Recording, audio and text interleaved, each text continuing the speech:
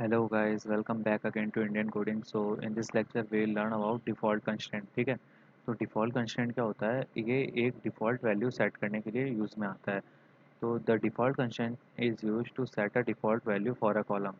तो default constraint की help से हम क्या करते हैं, अपने कॉलम में क्या कर देते हैं, एक default value सेट कर देते हैं. मतलब अगर हम रिकॉर्ड एंटर कर रहे हैं और हमने किसी कॉलम के लिए वैल्यू प्रोवाइड नहीं कर दी, तो वो क्या करेगा, वो डिफ़ॉल्ट वैल्यू को एक्सेप्ट कर लेगा या ऑटोमेटिक सेट कर देगा. ठीक है, तो जैसे हमने यहाँ क्या किया, हमने एक टेबल बना ली पर्सन नाम की.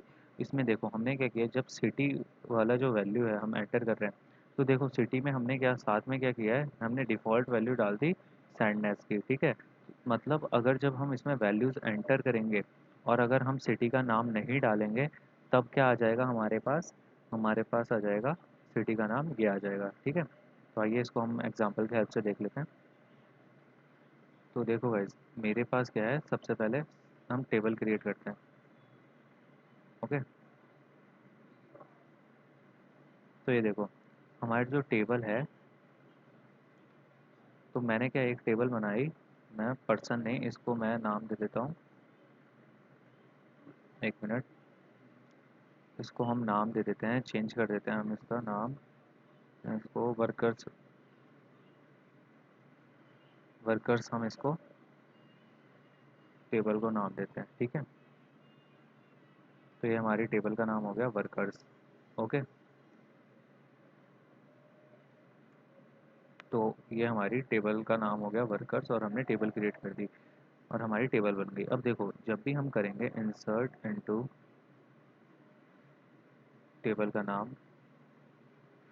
अब हमें क्या क्या इंसर्ट करना है, आईडी इंसर्ट करनी है, लास्ट नेम इंसर्ट करना है, हमें क्या इंसर्ट करना है, फर्स्ट नेम इंसर्ट करना है.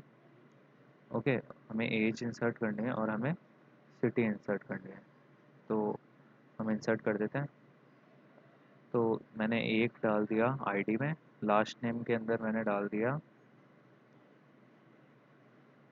शर्मा और फर्स्ट नेम में मैंने डाल दिया अमित.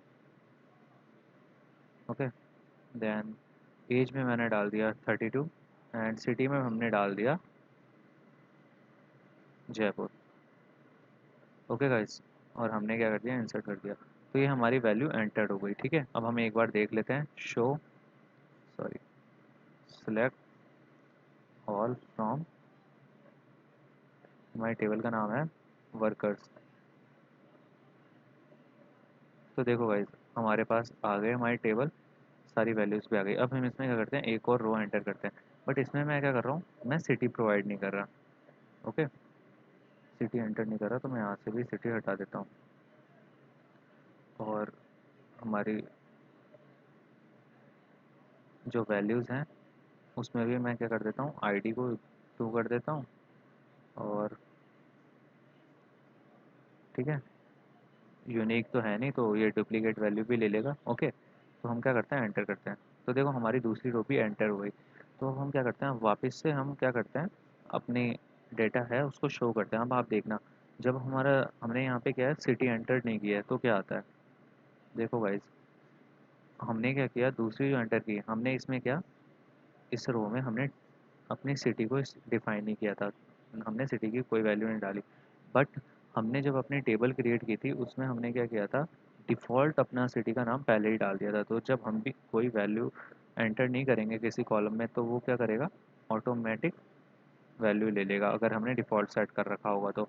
सो I hope guys you got all the point I have covered in this lecture. If you still have any query, then please put your doubt in the Q&A section. Thank you.